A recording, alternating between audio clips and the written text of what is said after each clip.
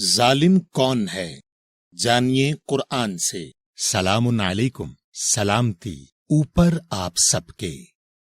بھائی کیا سوچ رہے ہو؟ بھائی، اللہ نے قرآن میں 290 کے قریب آیات میں ظلم اور ظالم کا ذکر کیا ہے، تو یہ ظالم کون ہے اور یہ ظلم کیسے ہوتا ہے؟ بھائی آپ نے بہت اچھے سوال کیے ہیں۔ قرآن میں نہ صرف ظلم بلکہ ظالم اور ظلمات کا لفظ بھی آیا ہے، اور قرآن کے مطابق ظلم اللہ کی آیات کو نظر انداز کرنے یا جھٹلانے کا عمل ہے، اور ظالم وہ ہے جو اللہ کی آیات کو نظر انداز کرتا ہے، ان پر عمل نہ کر کے یا ان آیات کے ساتھ جھوٹ گھڑتا ہے۔ اور ظلمات یعنی اندھیرے، یہ وہ حالت ہے جس میں آپ اللہ کی آیات کو نظر انداز کر کے یا آیات کے ساتھ جھوٹ گھڑ کے پہنچ جاتے ہیں۔ آئیے اب ان الفاظ کو آیات کے ذریعے دیکھتے ہیں اور سمجھتے ہیں، اور سب سے پہلے تصدیق کرتے ہیں کہ ظلم ہوتا کس پر ہے۔ آپ سورہ نمبر 10 اور آیت نمبر 44 دیکھیں۔ ان اللہ لا یظلم الناس شیئا ولکن الناس انفسہم یظلمون۔ بے شک اللہ ظلم نہیں کرتا لوگوں پر کچھ بھی، اور لیکن لوگ اپنی ذات نفسیات پر ظلم کرتے ہیں۔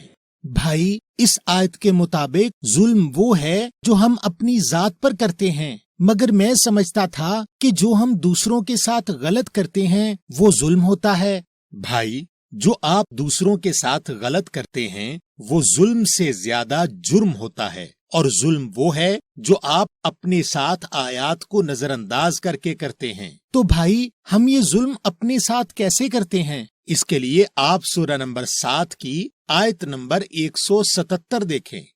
ساء مثلا القوم الذین کذبوا بآیاتنا وانفسہم کانوا یظلمون۔ بری مثال ہے اس قوم کی جن لوگوں نے جھٹلایا، جھوٹ گھڑا ساتھ ہماری آیتوں کے، اور اپنی ذات نفسیات پر وہ ہیں ظلم کرتے۔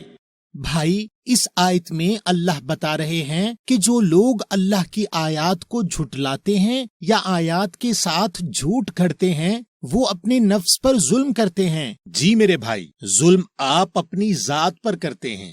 جب آپ اللہ کی آیات میں دیے گئے اللہ کے حکم کو نہ مانیں، یا آپ اللہ کے حکم پر عمل نہ کریں، یا آپ اللہ کے حکم کے ساتھ جھوٹ گھڑیں۔ بھائی، یہ اللہ کے حکم کے ساتھ جھوٹ کیسے گھڑتے ہیں؟ بھائی، آپ کی زندگی کا ہر وہ معاملہ جو اللہ کے نزدیک اہم ہے، اس پر قرآن کی آیات میں اللہ کے احکامات یا فیصلے موجود ہیں۔ مثلا آپ کو شادی جس سے کرنی ہے اس میں کیا خصوصیات دیکھنی ہیں، یا میاں بیوی کی ایک دوسرے کی طرف کیا ذمہ داریاں ہیں، یا کاروبار کس طرح کرنا ہے، یا مال کس پر اور کتنا خرچ کرنا ہے، یا رشتہ داروں کے ساتھ تعلقات یا حرام و حلال کھانا۔ غرض یہ کہ آپ کی زندگی کے تمام اہم معاملات پر اللہ کی آیات میں اللہ کے فیصلے موجود ہیں، اور جب آپ ان فیصلوں کے اوپر اپنی رائے دیتے ہیں بغیر ان کو سمجھے تو آپ آیات کے ساتھ جھوٹ گڑتے ہیں۔ اس کے علاوہ جھٹلانے کا ایک طریقہ اور بھی ہے، اس کے لیے آپ سورہ نمبر 6 کی آیت نمبر 33 دیکھیں۔ قد نعلم انہ لیحزنک الذی یقولون فانہم لا یکذبونک ولکن الظالمین بآیات اللہ یجحدون۔ یقیناً ہمیں علم ہے کہ بے شک تجھے یقیناً غم میں ڈالتی ہیں جو وہ لوگ کہتے ہیں، پھر بے شک نہیں وہ تیرے ساتھ جھوٹ گھڑتے، اور لیکن یہ ظالم اللہ کی آیتوں کے ساتھ انکار کرتے ہیں۔ بھائی، اس آیت کے مطابق ظالم کی پہچان یہ ہے کہ ظالم رسول کے ساتھ جھوٹ گھڑتے ہیں اور اللہ کی آیتوں کے ساتھ انکار کرتے ہیں۔ تو بھائی، رسول کے ساتھ جھوٹ کیسے گھڑا جاتا ہے جس سے اللہ کی آیات کا انکار ہو جاتا ہے اور ہم ظالم ہو جاتے ہیں؟ بھائی، رسول کے ساتھ جھوٹ گھڑنا بہت ہی عام ہے۔ آپ پہلے سورہ نمبر 69 کی آیت نمبر 40 سے 43 تک دیکھیں. انہو لقول رسول کریم وما ہوا بقول شاعر قلیلا ما تؤمنون ولا بقول کاہن قلیلا ما تذکرون تنزیل من رب العالمین. بے شک یہ یقیناً قول ہے رسول کریم کا اور نہیں وہ ہے ساتھ قول کسی شاعر کے. کم ہے جو تم ایمان لاتے ہو اور نہیں وہ ہے ساتھ قول کسی نجومی کے. کم ہے جو تم نصیحت لیتے ہو. نازل ہوا تمام جہانوں کے رب سے. بھائی اس آیت میں اللہ کہہ رہے ہیں کہ یہ یعنی قرآن رسول کریم کا قول ہے اور اسے اللہ نے نازل کیا ہے. جی میرے بھائی، چونکہ قرآن رسول کریم نے ہم کو بیان کیا اس لیے قرآن رسول کریم کا قول ہے. مگر آپ کو لوگ کہیں گے کہ قرآن صرف اللہ کا قول ہے اور رسول کے قول کے لیے وہ آپ کو انسانوں کی لکھی ہوئی کتابوں کی طرف لے جائیں گے، جبکہ ان کتابوں میں قول رسول یعنی قرآن کی ایک بھی آیت نہیں اور صرف سنی سنائی باتیں لکھی ہیں. تو ان کتابوں میں لوگوں کے قول ہیں رسول سے متعلق، مگر کچھ لوگ ان سنی سنائی باتوں کو اور لوگوں کے قول کو قول رسول کہہ کر رسول پاک کے ساتھ جھوٹ گھڑتے ہیں اور آیات کا انکار کر کے ظالم بن جاتے ہیں. یا اللہ، میں تو ہمیشہ قرآن کو اللہ کا قول اور ان دوسری کتابوں کو رسول کریم کا قول سمجھتا رہا. اچھا بھائی، کچھ لوگ ایسے ہوتے ہیں جو آیات کو جھٹلاتے تو نہیں بس عمل نہیں کرتے، تو کیا وہ لوگ بھی ظالم ہیں؟ بھائی، آیت پر عمل نہ کرنا آیت کو نظر انداز کرنا ہے، اور یہ لوگ آیات کی بجائے اپنی خواہشات کے پیچھے چل کر ظالم ہو جاتے ہیں. آپ سورہ نمبر 30 کی آیت نمبر 29 دیکھیں. بلی اتبع الذین ظلموا اہواءہم بغیر علم فمن یہدی من اضل اللہ وما لہم من ناصرین. بلکہ پیروی کی ان لوگوں نے جو ظلم کرتے ہیں اپنی خواہشوں کی بغیر علم کے، پھر کون ہدایت کر سکتا ہے جسے گمراہ کر دیا اللہ نے، اور نہیں ان کے لیے مددگاروں سے. اس آیت کے مطابق جو لوگ اپنی خواہشات کی پیروی کرتے ہیں وہ بھی ظالم ہیں. تو بھائی اس کا مطلب یہ ہے کہ اگر ہم قرآن کی آیات پر عمل نہیں کر رہے تو چاہے ہم کچھ بھی کریں ہم اللہ کی نظر میں ظالم ہی رہیں گے. جی میرے بھائی، جو آیات پر عمل نہیں کرتے یا رسول کے ساتھ جھوٹ گڑھتے ہیں وہ ظالم ہیں، مگر قرآن میں کچھ بڑے ظالموں کا بھی ذکر ہے. بھائی کیا ظالموں میں بھی درجے ہیں؟ جی بھائی، آئیے وہ اعمال دیکھتے ہیں جو ہمیں بڑا ظالم بناتے ہیں. آپ سورہ نمبر 18 اور آیت نمبر 57 دیکھیں. وَمَنْ أَظْلَمُ مِمَّنْ ذُكِّرَ بِآيَاتِ رَبِّهِ فَأَعْرَضَ عَنْهَا وَنَسِيَ مَا قَدَّمَتْ يَدَاهُ إِنَّا جَعَلْنَا عَلَى قُلُوبِهِمْ أَكِنَّةً أَنْ يَفْقَهُوهُ وفی آذانہم وقرن وإن تدعوہم إلی الہدی فلن یہتدوا اذن ابدا. اور کون ہے اس سے زیادہ ظالم جسے نصیحت کی جائے، ساتھ آیات اس کے رب کی، پھر ان سے منہ پھیر لے اور بھول جائے جو کچھ اس کے ہاتھوں نے آگے بھیجا. بے شک ہم نے رکھ دیے ان کے دلوں کے اوپر پردے کہ اسے نہ سمجھیں، اور ان کے کانوں میں بہرا پن ہے، اور اگر تو انہیں ہدایت کی طرف بلائے پھر بھی وہ ہرگز کبھی ہدایت نہیں لیں گے. یا اللہ، بھائی اس آیت کے مطابق تو اگر ہمیں اللہ کی آیات سے نصیحت یا یاد دہانی کرائی جائے اور ہم ان آیات پر اگر عمل نہ کریں تو ہم بڑے ظالم بن جاتے ہیں. بالکل صحیح میرے بھائی. آئیے اب بڑے ظالم کی ایک اور قسم دیکھتے ہیں. آپ سورہ نمبر 6 کی آیت نمبر 21 دیکھیں.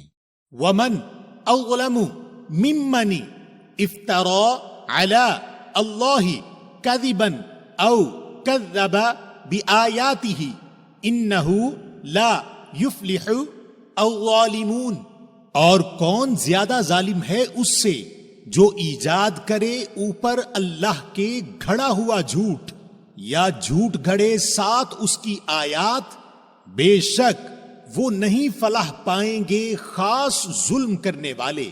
بھائی اس آیت کے مطابق وہ بھی زیادہ ظالم ہے جو اللہ پر جھوٹ گھڑے یا اللہ کی آیات کے ساتھ جھوٹ گھڑے۔ تو آیات کے ساتھ اور رسول کے ساتھ جھوٹ گھڑنا تو آپ نے سمجھا دیا، مگر اللہ کے ساتھ جھوٹ کیسے گھڑتے ہیں؟ بھائی اس کے لیے آپ پہلے سورہ نمبر 7 اور آیت نمبر 33 دیکھیں۔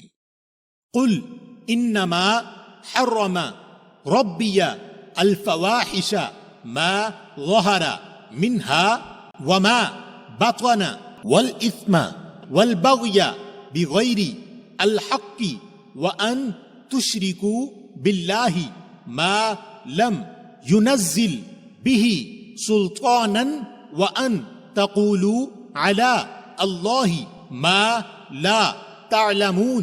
کہہ دو بے شک جو حرام کیا ہے میرے رب نے فواحش کو جو ظاہر ہوں اس میں سے اور جو پوشیدہ، اور گناہ کو اور سرکشی بغیر حق کے، اور یہ کہ تم شریک کرو جوڑو ساتھ اللہ کے جس کی اس نے ساتھ اس کے نازل نہیں کی کوئی دلیل، اور اس کو بھی کہ تم کہو اوپر اللہ کے جو نہیں تمہیں علم۔ بھائی اس آیت میں اللہ حرام کاموں کی فہرست بتا رہے ہیں جس کے مطابق اگر ہم اللہ کے متعلق کوئی بھی ایسی بات کریں جس کے لیے کوئی دلیل نازل نہیں ہوئی، یعنی قرآن کی آیت موجود نہیں، تو ہم حرام کام کریں گے۔ بالکل میرے بھائی، یہی حرام کام اللہ کے ساتھ جھوٹ گڑنا ہے کہ آپ اللہ کے متعلق کوئی بھی ایسی بات کریں جس کو ثابت کرنے کے لیے آپ کے پاس آیت نہ ہو۔ تو اگر آپ کے پاس آیت کا علم نہیں تو آپ اپنا منہ بند رکھیں اور بلا وجہ لوگوں کو فتوے نہ جاری کریں، ورنہ آپ حرام کام کریں گے۔ بھائی کیا آپ ان حرام اعمال کی کوئی مثال دیں گے؟ جی بھائی، کیا آپ نے نہیں سنا کہ جمعہ کو سورۃ الواقعہ پڑھ لو تو اللہ رزق میں برکت دے گا، یا مرتے ہوئے آدمی پر سورہ یاسین پڑھ لو تو موت آسان اور گناہوں سے بخشش ہوگی، یا اللہ کو کوئی ادا پسند آ جائے گی اور اللہ سارے گناہ معاف کر دے گا۔